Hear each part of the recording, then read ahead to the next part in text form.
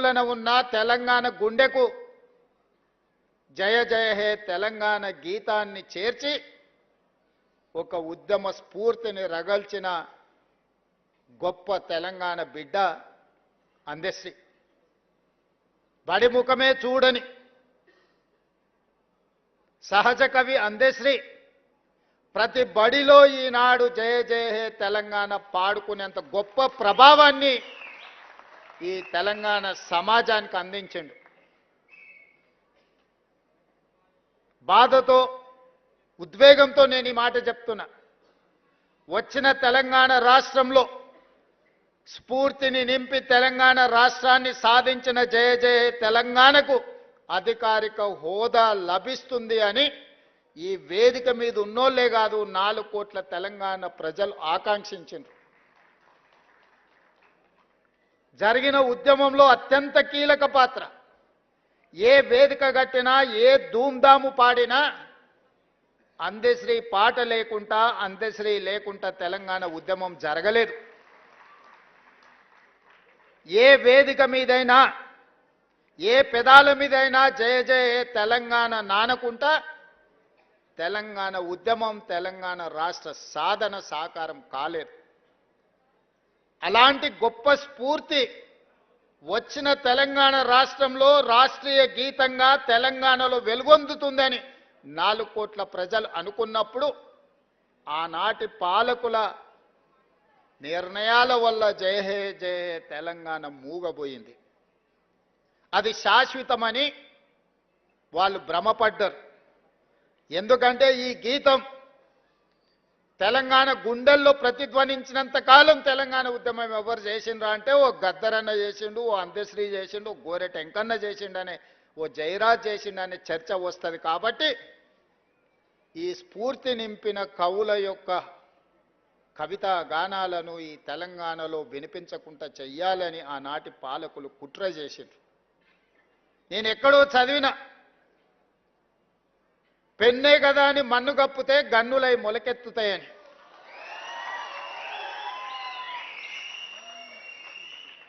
కవి రాసే పెన్నుల మీద మన్ను కప్పితే అవి గన్నులై మొలకెత్తుతాయి, మీ గడీలను కుప్ప కూలుస్తాయన్న నినాదాన్ని నిజాన్ని చేసిండు అందశ్రీ.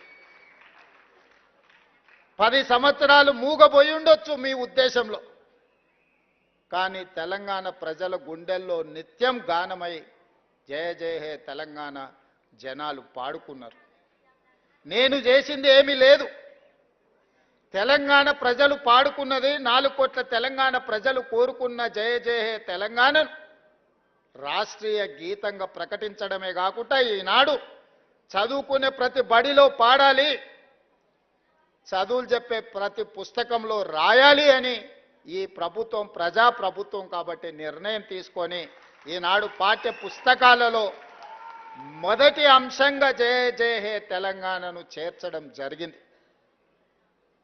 అదేవిధంగా సర్వం ఒడ్డి సర్వం త్యాగం చేసి ఏమీ ఆశించకుండా ఆలోచించకుండా 5 దశాబ్దాలు ఈ ప్రజల కోసం పనిచేసిన కుటుంబాన్ని ఆదుకోవడం ఆ కుటుంబ సభ్యుడిగా నా బాధ్యత. అందుకే ఎన్నికల కంటే ముందు ఓ గద్దరన్న ఒక అందశ్రీ ఈ ప్రజాపాలన అధికారంలోకి రావడానికి శాయశక్తుల కృషి చేసిండ్రు, కలగన్నరు, రావాలని పోరాటం చేసిండ్రు. తెలంగాణ ఉద్యమం తెలంగాణ రాష్ట్ర సాధనే కాదు. ఈనాడు నేను మా మిత్రులు పెద్దలు దామోదర్ రాజనరసింహ గారు, అట్లూరి లక్ష్మణ్ గారు లేదా ఉత్తమ్ కుమార్ రెడ్డి గారు ఎవరమైనా మంత్రులు ముఖ్యమంత్రులు అయినము అని అంటే వాళ్ళు ఇచ్చిన స్ఫూర్తి, వాళ్ళు చేసిన పోరాటం ఎవరు కూడా మర్చిపోలేనిది. అందుకే ఒక గద్దరన్నను ఒక అందశ్రీని ఈ ప్రభుత్వ పెద్దలకు ఒకవేళ అనుకోని అకాల మరణం వస్తే ఏ విధంగా ప్రభుత్వ పెద్దలను ఆదుకుంటామో ఈ తెలంగాణ సమాజానికి పెద్దలైన గద్దరన్నను అందశ్రీని ఈ ప్రభుత్వం ఆదుకుంటుంది, భవిష్యత్తులో అండగా నిలబడుతుంది అని చెప్పి అభిమానులందరికీ నేను చెప్పదలుచుకున్నా. అందుకే వారి కుటుంబానికి ఉద్యోగం ఇచ్చినా వారి స్మృతివనం కట్టాలనుకున్నా వారు రాసిన నిప్పుల వాగు ప్రతి లైబ్రరీలో ఉండే విధంగా ఈనాడు ప్రభుత్వం చర్యలు చేపట్టింది. భవిష్యత్తులో కూడా ఆ కుటుంబాలను ఆదుకుంటుంది.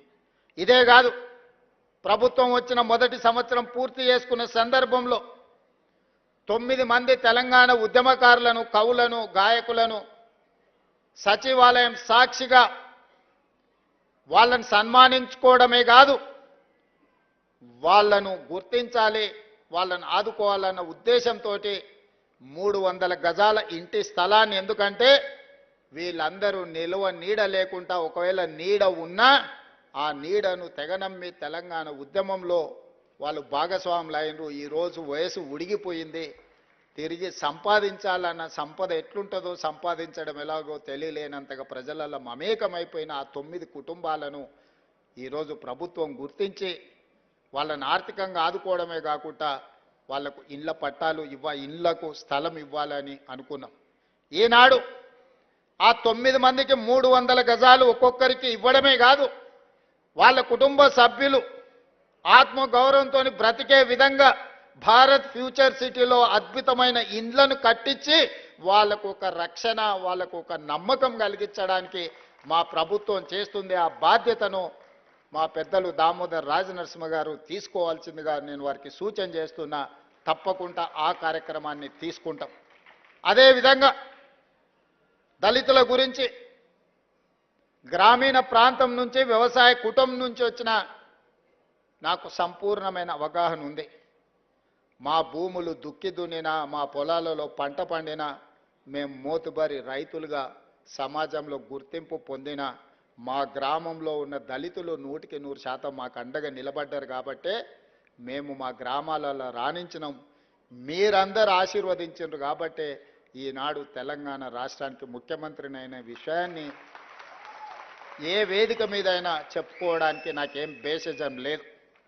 అందుకే అది వర్గీకరణ కావచ్చు, ఇతర విషయాలు కావచ్చు, ఎన్నో రకాల ఒడిదుడుకులు వచ్చిన మా నరసింహులన్న చంద్రబాబు నాయుడు గారితో ఉన్నప్పుడు మొట్టమొదట వర్గీకరణ అమలు చేయించాడు. దేశానికి ఒక మార్గాన్ని ఆ రోజు ఏర్పాటు చేశారు. తర్వాత ఎన్నో అంశాల ప్రాతిపదికన అది మరుగున పడిపోయింది. కానీ ఈనాడు మీ సోదరుడు తెలంగాణ రాష్ట్ర ముఖ్యమంత్రిగా ఈ దేశంలోనే అమలు చేసింది మన రాష్ట్రమే. మీ సోదరుడే. ఇప్పటివరకు ఏ రాష్ట్రంలో కూడా వర్గీకరణను అమలు చెయ్యలేదు. తూచా తప్పకుండా సాంకేతిక న్యాయపరమైన లోపం లేకుండా 100% మీ అందరి సహకారంతో ఈరోజు మీ జాతుల మధ్యలో ఉన్న వైరాన్ని శాశ్వతంగా తొలగించాలి. తాత్కాలికంగా ఎవరికైనా బాధనో దుఃఖమో ఉన్నా శాశ్వతంగా ఇది మిమ్మల్ని అందరినీ ఏకం చేస్తుందన్న ఆలోచనతోని ఏకం చేయాలన్న ఉద్దేశంతో 100% వర్గీకరణను అమలు చేస్తే మొన్న ఎప్పుడూ చదువుకొని డాక్టర్ అనే చదువులోనే జాయిన్ కానీ సామాజిక వర్గానికి సంబంధించి చాలామంది డాక్టర్లుగా మొదటిసారి వచ్చిందని దామోదర్ రాజనరసింహ గారు చెప్పినప్పుడు నాకు సంతోషం కలిగింది. ఈ వర్గీకరణ చిన్న చిన్న ఉద్యోగాలు మీకు తెచ్చిపెట్టడం కాదు.